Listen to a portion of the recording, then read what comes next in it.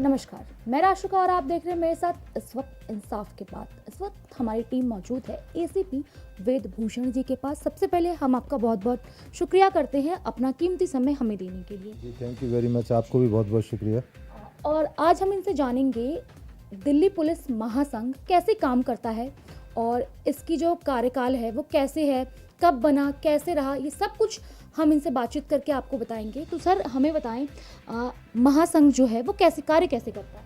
देखिए, दिल्ली पुलिस महासंघ एक एसोसिएशन है, बेसिकली रिटायर्ड जो पुलिस के अधिकारी, दिल्ली पुलिस के अधिकारी, उनके लिए।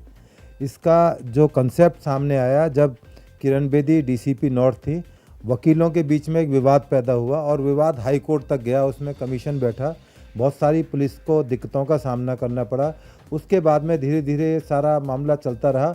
उसके बाद पुनः एक तीसरी कोर्ट में वकील और नॉर्थ के पुलिस स्टाफ के बीच में काफ़ी लंबी झड़पें हुई, काफ़ी हंगामा हुआ पूरे हिंदुस्तान में और ख़ास तौर से दिल्ली में। तब फिर मैंने एक कॉल दी कि मैं पुलिस के जो अधिकार हैं या पुलिस की परेशानी है उसके बारे में एक पुलिस हेडक्वार्टर पर मिलना चाहता हूं, लोगों से अपने पुलिस की बात को रखना चाहता हूं। तो उसमें इतना ज़्यादा पुलिस का जो स्टाफ था इन्वॉल्व हो गया कि वहाँ हज़ारों की तादाद में वहाँ पर पुलिसकर्मी नौकरी छोड़कर आ गए और एक तरह से डिमॉन्स्ट्रेशन का रूप ले लिया। परंतु उसमें उसका ये फ़ायदा ये हुआ कि हमारी बात दूर दूर तक सुनी गई। गृह मंत्रालय, प्रधानमंत्री कार्यालय, इवन हाई कोर्ट तक ने कॉग्निजेंस लिया और जो दिन पुलिस वालों को अरेस्ट करने की बात की जा रही थी, आज तक वो अरेस्ट नहीं हुए। तब फिर ये जो संस्था है दिल्ली पुलिस महासंघ, इसका उदय हुआ कि पुलिस का कोई विषय यदि हमें रखना है, समाज में बताना है, देश में बताना है, अपनी बात रखना है, तो उसके लिए कोई प्लेटफार्म की ज़रूरत थी। तो इस दिल्ली पुलिस महासंघ का इन हालातों के अंदर जन्म हुआ और आज हमारी संस्था बहुत तेज़ी के साथ में जो पुलिस के इश्यूज़ हैं, ना केवल दिल्ली में, पूरे इंडिया में जब पुलिस के इश्यूज़ होते हैं तो दिल्ली पुलिस महासंघ सबसे अग्रणी रहता है। और मैं कम से कम 10,000 डिबेट्स नेशनल चैनल पर इस बारे में कर चुका हूँ। चाहे सुशांत राजपूत का मसला हो, चाहे हैदराबाद में रेप एनकाउंटर हो, विकास दुबे का यूपी में मसला हो, अभी बंगाल के अंदर जो तमाम पुलिस की चीज़ें चल रही उसका मसला हो, केजरीवाल जो आम आदमी पार्टी सरकार है उसको लेकर मामले हों, तो अपना जो हमारा महासंघ है वो अपनी बात को प्रमुखता से रखता है और कानूनी पक्ष को लोगों तक पहुंचाता है कि क्या सही है और क्या गलत है और कानून क्या कहता है और इस देश की अदालतें क्या सोचती हैं। अभी हाल ही के अंदर जो इस साल दिल्ली पुलिस के जो पुलिसकर्मी हैं, परिवार हैं, उनके 7 बच्चे सिविल सर्विसेज में उत्तीर्ण हुए हैं।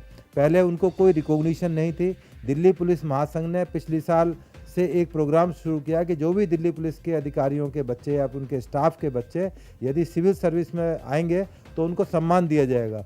इसी क्रम के अंदर अभी 1 जुलाई 2024 से हिंदुस्तान में पूरे थानों और इन्वेस्टिगेटिंग एजेंसीज के लिए कानून बदले गए हैं। तो ये बड़ा ज़रूरी था कि कैसे अब नए कानूनों में पुलिस काम करे, तो उसके लिए भी हम तत्पर हैं। और मैंने एक किताब लिखी है जिसका नाम है Bharatiya Nyaya Sanhita, how to write FIR under new laws. तो ये इसका विमोचन हुआ है और अभी जो पुलिसकर्मियों के बच्चे हैं उनका सम्मान किया गया है। तो संस्था ये केवल वेलफेयर का भी काम करती है और अपनी आवाज़ को भी बुलंद तरीके से जनता के अंदर पहुंचाती है। और सोशल मीडिया का टाइम है, बहुत स्ट्रॉन्ग टाइम है।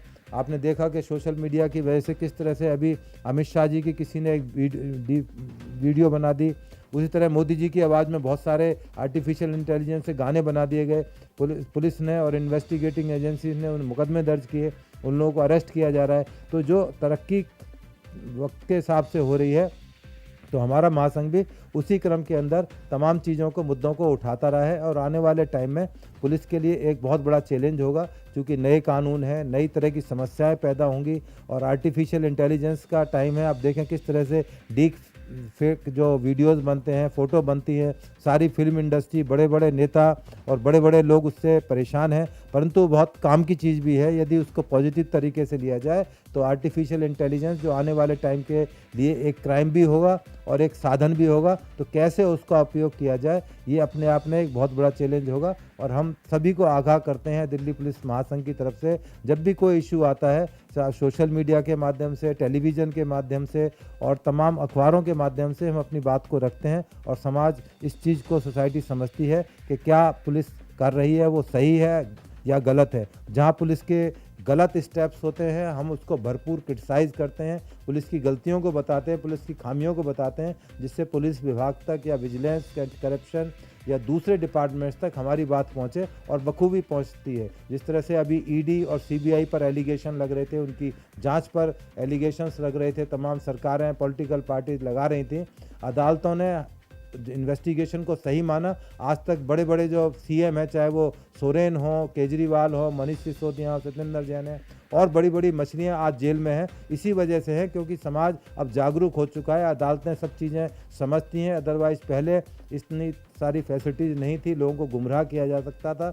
अब थोड़ी देर के लिए तो आप किसी को गुमराह कर सकते हैं, पर लंबे समय तक आप किसी को भी गुमराह नहीं कर सकते। यही हमारी संस्था का उद्देश्य है कि जो पुलिस की जो दिक्कतें हैं, परेशानियां हैं, उनको पब्लिक समझे, अदालतें हमारी बात को समझें और इसमें हम बखूबी कामयाब रहे। जी सर, ये बताएं लगातार जिस प्रकार से क्राइम रेट बढ़ रही है उसको लेकर के क्या कुछ कठोर निर्णय लेने की ज़रूरत है? देखिए, ये जो नया कानून आया है इसी दिशा में एक क्रम है, क्योंकि पहले 60-70 साल पुराना जो कानून था, लॉर्ड मैकाले के टाइम का कानून था, बल्कि उससे भी पुराना कानून था। पहले मुग़ल शासन था, मुग़ल शासन के बाद ब्रिटिश शासन आया, उन्होंने अपने सरकार को चलाने के लिए, अपने राज्य को चलाने के लिए अपने हिसाब से उन्होंने कानून बनाए। तो अब जो चूँकि क्रिमिनल्स के ऊपर नकेल डालनी थी, अब जो कानून में परिवर्तन किया गया है, जहाँ एक तरफ अपराधियों के खिलाफ संगठित होने की कोशिश की गई है और दूसरी तरफ जो है जनता के प्रति भी जो है ये कानून बनाए गए हैं जिससे कि उनको दुख तकलीफ ना हो। दिल्ली के अंदर या दूसरे स्टेट के अंदर जैसे कोई एफआईआर लिखाने जाता था तो एफआईआर लिखवाना अपने आप में बहुत बड़ा चैलेंज था, परंतु आने वाले टाइम में कानून में प्रोविज़न किया गया है कि आप 0 एफआईआर किसी भी थाने में, किसी भी स्टेट में जाकर करा सकते हैं। उसी तरह नारी जानना चाहूंगी 0 एफआईआर एफआईआर में फर्क क्या, डिफरेंस क्या? 0 एफआईआर जहां पर क्लियर ना हो कि हादसा कहां पर हुआ है, उसमें 0 एफआईआर करने का एक प्रोविजन नए कानून में कानूनन रूप से रखा गया। मैंडेटरी है, पुलिस वालों को 0 एफआईआर करनी पड़ेगी। जैसे आसाराम के केस में कमला मार्केट थाने के अंदर पहले 0 एफआईआर हुई क्योंकि उस लड़की के साथ जो बलात्कार हुआ था उसमें क्लियर नहीं था कि कहां पर हुआ। इन्वेस्टिगेशन पता लगा कि जोधपुर में आसाराम के आश्रम में उस बच्ची के साथ बलात्कार हुआ था, तो वो एफआईआर वहां ट्रांसफ़र कर दी गई। तो आने वाले टाइम में ये एक पुलिस की प्राथमिकता होगी। इसके अलावा जो ब्रिटिशर्स का कानून था वो था दंड देने के लिए, इंडियन पेनल कोड, पेनल का मतलब सजा देना, परंतु अब जो उसका नाम रख दिया गया है भारतीय न्याय संहिता। कैसे न्याय दिया जाए, तो सोच बदल गई है। उनका काम था दंड देना, अब हमारी सरकारों का काम है न्याय देना। जो तीनों कानून हैं उनका नाम भी बदल दिए गए हैं, भारतीय न्याय संहिता, भारतीय नागरिक सुरक्षा संहिता, इस तरह से तमाम जो चीज़ों के नाम बदले गए हैं और आने वाले टाइम में इस तरह की जो चीज़ें हैं और ज़्यादा क्लियर होंगी और समाज के सामने तमाम पक्ष जो पुलिस है रखने में बखूबी कामयाब हो पाएगी। नारी सम्मान को बड़ी प्राथमिकता दी गई है। जो लव जिहाद का मामला चलता था उसके बारे में धारा 69 बनाई गई है, जिसमें आप किसी लड़की को किसी तरह से प्रलोभन देकर, उसको शादी का झूठा झांसा देकर या अपना नाम बदलकर या किसी लड़की ऑफिस में काम कर रही है उसको प्रमोशन का लालच देकर उसके साथ सेक्सुअल एब्यूज़ करना, उसका मिसयूज़ करना, उसके लिए भी इस कानून व्यवस्था की गई। तो ये कानून बड़ा बृहद है और तमाम जो समाज है उसको ज़रूर एक कायाकल्प होगा। आने वाले टाइम के लिए ये जो क्राइम है उस पर कंट्रोल भी होगा, चेक भी होगा। और जहाँ तक क्राइम को बढ़ने की बात है, जब समाज के अंदर पॉपुलेशन बढ़ रही है, तमाम चीज़ें बढ़ रही हैं, तो क्राइम का बढ़ना स्वाभाविक है। इसको छिपाना नहीं चाहिए, छिपाने से और ज़्यादा बीमारी बढ़ेगी, बल्कि जितनी ज़्यादा से ज़्यादा एफआईआर हों उसका ज़्यादा फ़ायदा समाज को मिलेगा, कानून को मिलेगा और अदालतें उस बारे में निर्णय की जाएंगी। इसलिए क्राइम बढ़ना ये इसका सूचक नहीं है कि क्राइम क्यों बढ़ रहा है। क्राइम, यदि पॉपुलेशन बढ़ रही है, आर्थिक अपराध बढ़ रहे हैं, गरीबी बढ़ रही है, असमानताएं बढ़ रही हैं समाज में, एक आदमी गरीब है, एक आदमी बहुत अमीर है, तो उनके बीच में जो डिफरेंस है, तो ये अपराध बढ़ने के बहुत सारे कारण हैं। केवल पुलिस उसका कारण नहीं है, ना अदालतें कारण है, ना सरकार कारण है। बहुत सी चीज़ों के लिए समाज जिम्मेदार है, हम भी जिम्मेदार हैं। अपने छोटे से लालच के लिए कुछ भी अपराध कर बैठते हैं। तो ये बहुत सारे इसके पीछे एक लॉजिक है। तो इन तमाम चीज़ों को समाज में बताना हमारा और आप लोगों का उद्देश्य है कि समाज में ये बात पहुंचे कि अपराध क्यों बढ़ रहा है और कैसे चेक किया जा सकता है। हर जगह पुलिस 24 घंटे तैनात नहीं हो सकती, हर घर में, हर कॉलोनी के अंदर नहीं हो सकती।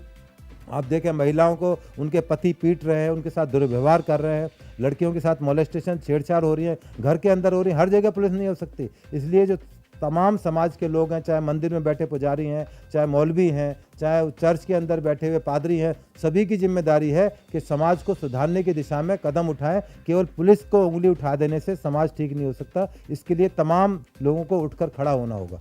जी सर, मैं आप पूर्व में एसीपी रहे, तो मैं आपसे जानना चाहूँगी आपके करियर का वो केस जो आज भी आपका दिल दहला देता है। देखिए, इस यात्रा के अंदर चूँकि बहुत लंबी यात्रा रही, लगभग 35 साल नौकरी की, तो बहुत सारे ऐसे इंसिडेंट आए जहाँ पर बहुत ज़बरदस्त मर्डर के केस वर्कआउट किए गए और तमाम चीज़ें की गई। परंतु जो लास्ट के 3 साल थे जब एसीपी पार्लियामेंट था, ये अपने आप में एक बहुत चैलेंजिंग असाइनमेंट था, क्योंकि नॉर्मल कोर्स में जंतर मंतर पर 40 से 50 धरने परमानेंट बैठे होते थे। हालांकि सुप्रीम कोर्ट और हाई कोर्ट के आदेश के बाद वहाँ से बिल्कुल क्लीन कर दिया गया है, तो वो बड़ा एक चैलेंज वाला टाइम था। दूसरा, वहाँ पर पार्लियामेंट है, राष्ट्रपति भवन है, तमाम तरह के वीवीआईपी लोग होते हैं, तमाम तरह के सीरियस एलिगेशन आते हैं। अभी जब लास्ट में था पार्लियामेंट थाने के अंदर, तो एक लड़की सुप्रीम कोर्ट की एडवोकेट थी, बहुत जानी मानी एडवोकेट थी। उन्होंने एक एमपी साहब के ऊपर, जो वर्तमान में एमपी भी हैं वलसाड़ से, उनके खिलाफ सीरियस एलिगेशन रेप का लगाया। जब मैंने उसकी इन्वेस्टिगेशन, तो मैंने पाया कि लड़की एक्सटॉर्शन कर रही थी। 7 करोड़ रुपए लड़की उनसे एमपी साहब से ब्लैकमेल करके पैसे लेना चाहती थी। उसका उद्घाटन हुआ, उल्टा उस लड़की को ही अरेस्ट कर लिया गया। तो एक इन्वेस्टिगेशन एक ऐसी चीज़ है, ऐसी प्रक्रिया है, यदि पुलिस सिंसियरिटी से तमाम चीज़ों की जानकारी हासिल करे तो पासा पलट जाता है। क्योंकि समाज में देखा गया होगा कि आज की डेट में बहुत ब्लैकमेलिंग हो रही है। लड़कियां, जहां समाज का एक नारी का सम्मान भी है, बहुत सी लड़कियां इसका नाजायज़ फ़ायदा उठा रही हैं। झूठे मोलेस्टेशन के केस दर्ज करना, रेप के केस दर्ज करना। अभी आज ही की न्यूज़ है कि गवर्नर वेस्ट बंगाल के खिलाफ सेक्सुअल एब्यूज़ का केस लगाया गया। सच्चाई और झूठ का पता तो इन्वेस्टिगेशन के बाद लगेगा, परंतु इस तरह की चीज़ें समाज में हो रही हैं। तो इन्हीं चीज़ों का खुलासा हमारा कर्तव्य है कि हम बताएं कि क्या इन चीज़ों के पीछे होता है और कौन सच्चाई इसके पीछे होता है, किस उद्देश्य से क्राइम किए जाते हैं। तो आने वाले टाइम में पुलिस के लिए और समाज के लिए एक बहुत बड़ा एक चैलेंज है कि कैसे हम समाज में अच्छा मैसेज दे सकें। जी, मैं आखिर में आपसे ये पूछना चाहूँगी कि आप आज के युवाओं के लिए क्या कुछ कहें?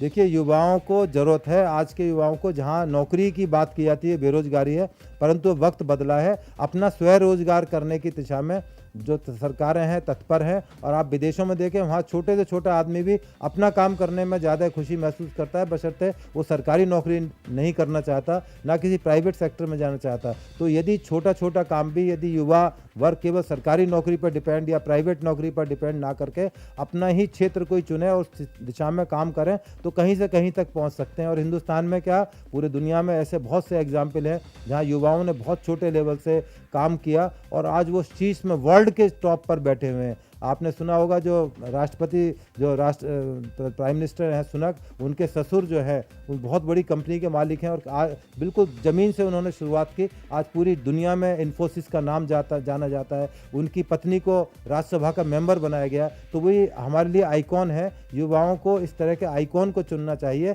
ना कि वो फिल्मी स्टाइल वाले और थोड़ी टेम्परेरी चमक दमक वाले स्टाइल। वो बुझ जाते हैं, आज नहीं तो कल बुझ जाएंगे। परंतु जो यदि उनके अंदर खुद के अंदर प्रतिभा है, अभी जो सिविल सर्विस के एग्ज़ाम हुए बुलंदशहर, जहाँ का मैं रहने वाला हूँ, वहाँ ऐसे परिवार से बच्चा सिविल सर्विस में आया, उस घर में लाइट नहीं थी, झुग्गी के अंदर रह रहे थे। तो ये युवाओं की पहचान है। इस तरह से यदि हमारे युवा इन चीज़ों को अपना प्रतीक मानकर, अपना आइडल मानकर काम करेंगे, तो ज़रूर युवाओं की समस्या समाधान होंगे, उनके लिए एक अच्छा मैसेज जाएगा। बहुत बहुत शुक्रिया। तो आपने सुना किस प्रकार वेदभूषण जी ने शालीनता से हमारे सारे सवालों का जवाब दिया। उसने बताया युवाओं को क्या कुछ करने की ज़रूरत है, तमाम वो मुद्दे उन्होंने अपनी किताब के बारे में बताया कि उन्होंने कैसे भारतीय न्याय संहिता के ऊपर किताब लिखा है, तमाम वो चीज़ें। बाकी इस तरह की अपडेट्स के लिए आप बने रहे हमारे साथ इंसाफ के पाठ पर।